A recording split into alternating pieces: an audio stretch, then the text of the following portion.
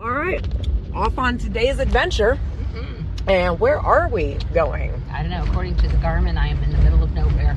There's just a blue arrow following me. Oh no, wait, the blue arrow's me. No, actually, we are headed back in to check out today the Wickenburg Massacre site. So you can check this out. There is actually a monument that they built that's in Wickenburg that you can go see the monument itself. But because we're off-roaders, we are headed back into the wilderness where the massacre actually happened. And as we go along, we'll tell you kind of the history and the story behind what took place. And yeah, we'll check it out and see. We're going to get some of the paranormal stuff out and just hopefully maybe we'll pick up some things. Awesome, sounds good. Well, it's a beautiful day outside. It's great weather. We are at a split in the road. We're going to find out what direction we got to go, and we'll be right back with you. Okay, so we pulled over to the side to try to catch the sight of this coyote coming through, and look, there's just dead carcasses everywhere. Man, I mean, they're on both sides. I don't know what's going on back here and what people were doing, but that's, ew. Oh, ew. Well, I guess we're past the dead carcasses at least. Oh my God, that was so freaking nasty and gross. They were all pretty recent kills. We saw the coyote, and the coyote definitely was probably feeding off of the kills, but there's no way that something much bigger killed those cows. They didn't just lay down and die, and it wasn't the coyote. I don't think they got them. I'm not really sure what was going on there, but that was creepy. If, you know, yeah, that was creepy, whatever was going on. And if it's a human that's killing an animal for a purpose, no, because parts of it were gone, like it had been eaten and stuff or whatever. My concern is if it wasn't the coyotes that could do that or whatever, is what's big enough to take a cow down. I'd like to know while I'm out here rolling around in the wilderness. I have no idea.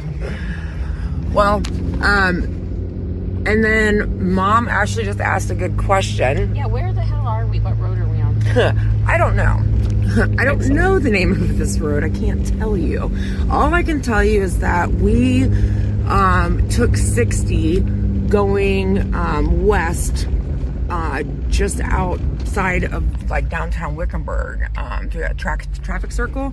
We went a few miles up the road and took a right into a state trust gate, and came back this dirt road. So I looked everywhere on Onyx. I couldn't find like a trail name for this. I could be wrong. I'm going to try to look again here in a minute, and I will update you if I'm incorrect about that, but that's the directions. Yeah, and I will say on the way back or whatever, if we creep up really slow on that side again or whatever, we'll probably be able to capture the coyote. He's not going to be long. Oh, anything hungry out here in the desert's probably lurking over there. Yep, absolutely. So any kind of carnivore. We'll try to see if we can capture some, see what we can do. Yep. Look at the beautiful view of the mountains. It is a beautiful view. All right, time to check the maps again. Okay, so I did actually just recheck Onyx now that we're out here on this road, and I was wrong. There is a trail on Onyx for this. It's Black Mountain West, just outside of Wickenburg. And from the distance there, the distance that I pulled up, that we have to go, they match up that this trail is going to end right at or within a half a mile of the Wickenburg site. But until we get there, it's really good views and a super easy dirt road so far. However, Onyx says it's a moderate trail, so we might come in across a few challenges up ahead, Ma. And we kind of keep the Garmin going for, you know, just the speed and stuff because we got big tires or whatever. It gets us to the wilderness, but it just kind of drops us there. Whereas Onyx gets us through all the trails and gets us back home again. And I've been sitting here thinking about this. I'm still creeped out by the dead cows. And why were there so many? There were at least 4 in the same exact location area. Why so many and all fresh or whatever? It's really bizarre. Unless it was, help us out here. Tell us, is that what a pack of coyotes does to? How bizarre! How bizarre! If you're from the 90s, you remember that song. Mm-hmm. Yes, I agree. Creepy on the cows, and I don't understand. But if you viewers know what's up with the cows, definitely leave a comment and let us know. Okay, what do we see ahead? Now I see lots of live cows. Maybe we should ask them. Baby cow. Maybe we should ask them what happened to their friends up front. There was another massacre on this road. What's the haps? I want to know what the rest of the story is. Let's go check out the cows. Go check it out. Let's go. You should go up Do you speak cow? No, but I'll let you out. So I do. You can Don't worry, I speak cow. You can go out and interview them, whatever you want to do. I'm gonna go interview the cows. Very small cows over here. They are. There's 2 small ones in there. Oh, Gizzy's interviewing them. Baby. Gizzy's asking them. She speaks cow. Giz, what did they say? What happened to their friends? Is it a horrible tragedy? Okay. Well, that didn't answer our question. So on our travels back here, interestingly enough, we've been doing a little research on the history of the land. And these are all like old stagecoach routes back where we're going today. So kind of neat. And tell us a little bit. So that kind of ties into the story of Massacre, right? Correct. Okay. That's the stagecoach. So Wickenburg was pretty popular with the whole mining industry for a long time. So it was I hear it was like a bad boy town. Oh yeah, it was. Yeah, it wasn't your nice citizens with white picket fences. It's with the bad boys that lived out here in the wild west. The lawless. The lawless, they say. Okay, so I'm sorry. Go ahead with your story. So they had actually just stopped in Wickenburg to pick up the 2 people who, interestingly enough, have a big role in this whole story. We'll tell you about in a while, but Molly and Kruger. Yeah, Molly Shepard and William Kruger. Sorry. And that's where they picked them up. And so anyways, part of the story too is that back in the day when people would find gold, like back here in the wilderness or whatever, they would mail it, I guess, to home or wherever home was or whatever. And so put it on the stagecoaches actually carried the mail. Yeah, the stagecoaches carry the actual mail bags with all the mail and stuff in it.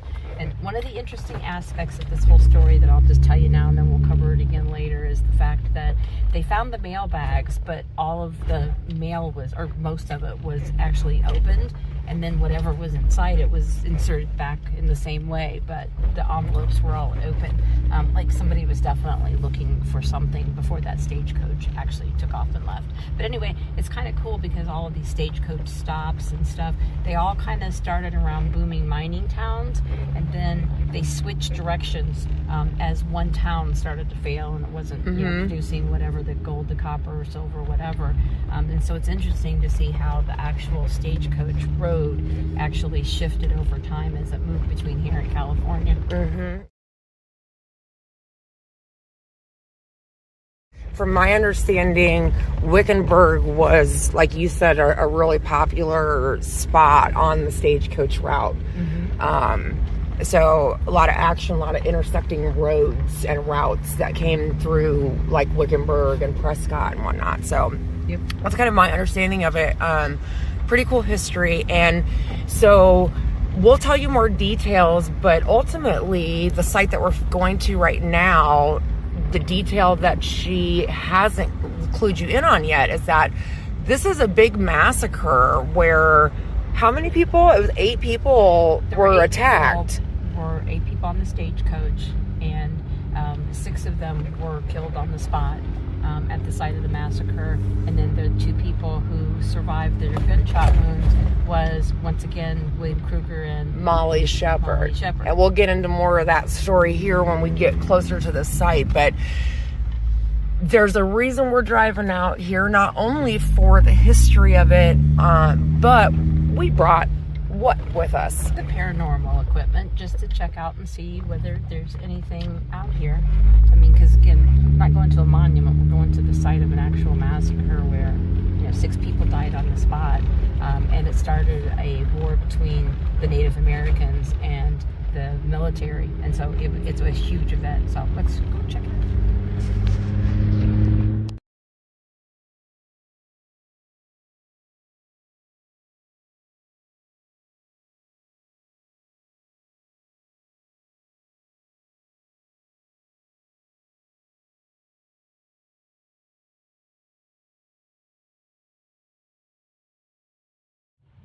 So there's my recommendation when you get here, so you're off the trail, just park in the wash, because once you hit this point, this is historical land we're getting ready to walk on, where a very significant historical event took place that prompted a lot of tragedies in American and Native American history. So again, we'll get more into that as we go, but we have arrived, and this is, in fact, the Wickenburg Massacre site.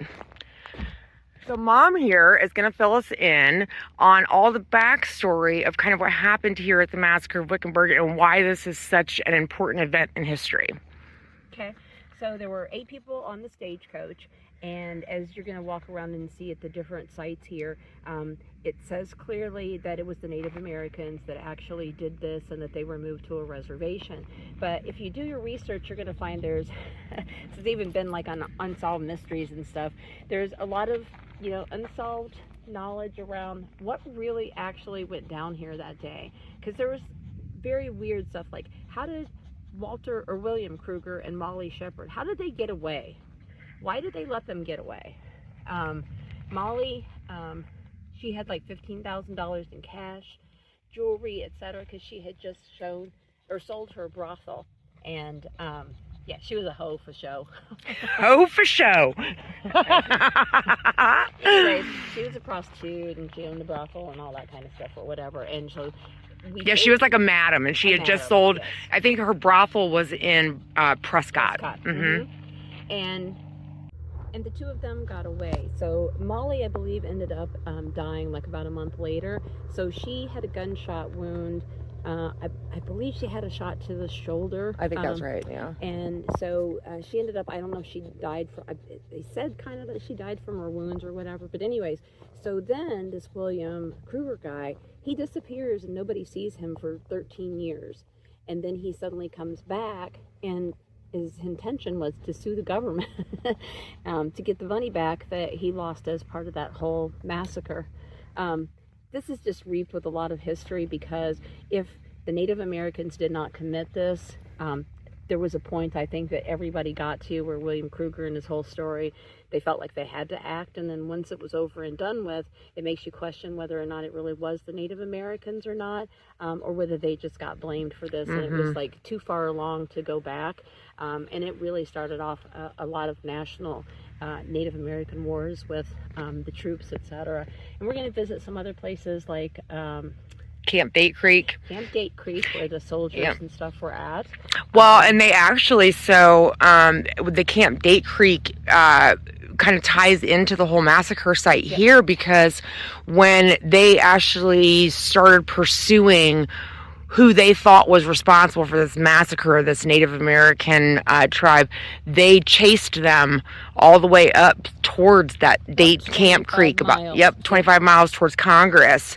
And we'll tell you about all the history and stuff, because it's steeped with history as well. Yeah, that'll be part 2. Yeah, we'll do a follow up and go out to Camp Date Creek. It's got a lot of stories too, but after what happened here, yes, over there, that we're going to do as well too. Absolutely. So there's a lot of people who have brought out like statuaries and types of things like that and placed them on the grave sites.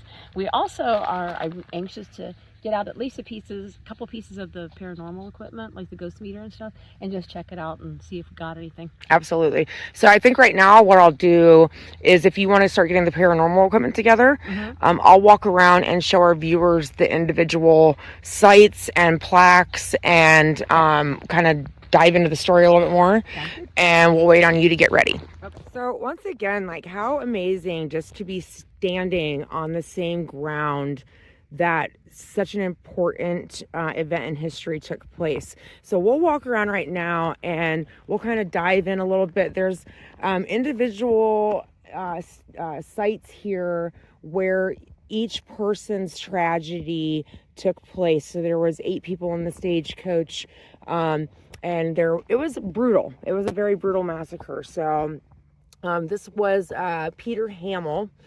And he was scalped apparently in the massacre, and there's some there's some question of whether these are the true grave sites of the actual burials of these folks. Some say that the bodies were taken back into Wickenburg and buried there, and that these are just suggestive of where the people perished. Some say the bodies are actually buried here. Regardless, this is absolutely where the massacres took place. So General Crook, he was assigned to the investigation of the massacre by General Philip Sheridan. And by the time the investigation was complete, the general knew the guilty individuals by trade name and gave orders to round up all the guilty and their tribe. The Native Americans' time had come to an end. They all were captured and placed on a reservation. So that's the start of the domino effect when William Kruger went back to town and told this story. Whether true or not is still debatable, but that is what prompted this first initial response to the supposed stagecoach attack. And so now we are rounding up Native Americans and we're putting them on a specific reservation. We're blaming them with guilt with no real evidence other than a verbal story from a man that survived the stagecoach attack. You can be the decider whether he is believable and has any credibility. In my book, questionable. And he walked around, and like Mom was saying, you can see all the trinkets people have come to leave, tokens here. Looks like little blessings for the massacre, for the site that happened. Some of these plaques are worn away, so we can't really see what they once said. We do know from doing a lot of the research online that they basically scurried from this stagecoach. Some were shot instantly. There was speculation that they were shooting from the inside, pointing back against the William Kruger, because there were shots fired from the outside of the stagecoach. However, it appeared that some had been shot from the inside of the stagecoach instantly. So it was a cover-up, it appeared, to have these people staged outside of the coach just as a distraction to start shooting. So here we have, after escaping the massacre, her being Molly, and William Kruger split up. She went back to San Francisco's North Beach, where her ship landed years earlier. She ended up dying a month later from her gunshot wound. So they did end up splitting up after this. So again, there's speculation of whether or not Molly Shepard was involved, but my instincts say that, yes, as Mom put it, she was a hoe for show, but she had $15,000 in her pocket. She had jewelry. Did she have a reason, unless it was driven by pure greed, to really prompt this? William Kruger, I believe, absolutely had reasons to want this wealth. So that's just my theory. Again, it's debatable, so you can do your own research and come up to your own conclusion. Here it says approximately 35 Indians armed with repeating rifles lay hidden in the hillside. The Yavapai left moccasin tracks. Their moccasins were sewn to the upper part of the rawhide, giving a clear track as to the tribe. So that's one of the things that they actually used as part of the evidence against the Yavapai, was that there was these moccasin tracks. Now, if somebody's staging and trying to frame someone, pretty simple to be able to wear some moccasins and put a costume on. So, it just really leaves it all up in the air, very skeptical as to the events that took place here. the mail opening. Why would the Native Americans be opening, American mail, and just leaving it, strewn all over the ground outside the stagecoach? There's a lot of details that don't make sense and add up with William's story. So, 3 horses wounded and the 4th died from 3 bullet wounds. 26 rounds were fired into the coach. And we have some more memorials here. It looks like there was probably some more signage at one point. And you can see time has had its effect, but the Wickenburg Massacre took place on November 5th, 1871 at 10 a.m. 4-horse Concord-style stagecoach, Wickenburg to Ehrenberg route, traveling 8 miles per hour. So these are, again, the old stagecoach routes that we're on, which has its whole own history to it. And there is also some up in the air debatable information as far as, was there gold in that mail that was left open on the ground scattered, that was in the stagecoach being carried to its next destination? If so, where did the gold go? Again, my conclusion, my investigation leads me to believe that William Kruger probably hid it on site and then took it once everybody bought into his story, once he had the distraction going, people weren't looking, he came back, he got it, because he did in fact resurface 13 years later. And I believe Mom kind of mentioned that earlier. So again, very fishy details. I'm really leaning towards the William Kruger theory. Okay, and here we have William George Salmon, which he was wounded, jumped out and ran, this saving Molly Shepard William Kruger. So basically what happened to this gentleman is what allowed Molly and William to walk away. If you believe the story and the version that William Kruger tells. The Native Americans swarmed to attack Salmon, scalping him, chin to nap, and otherwise mutilated him. So if this was staging and a setup, they really went all out and made this as brutal as possible. So I don't know. There is a lot of details, and a lot of the evidence was already moved by the time the chief investigator got to the scene to be able to start looking into the details of what happened, not just going on hearsay, from a victim. So it looks like Mom's got her paranormal stuff out, so let's check in with her. All right, let's check in with Mom and see what's going on the paranormal side. Yeah, it's just, I'm not getting any sense of anything right here. I'm not sure why. Just doesn't feel like this is where they're at. Getting nothing on the ghost meter at all, or any of the other pieces of equipment. That's all saying that it's. The site is. With this many people, we should be picking up something. I think I'm gonna go walk down in the water. Well, the massacre absolutely happened here. It's questionable whether or not their bodies are actually buried here. That's what I'm saying. Yeah. Yeah. So a lot of people say that they went back to Wickenburg and actually buried the bodies in Wickenburg. So that could be the case.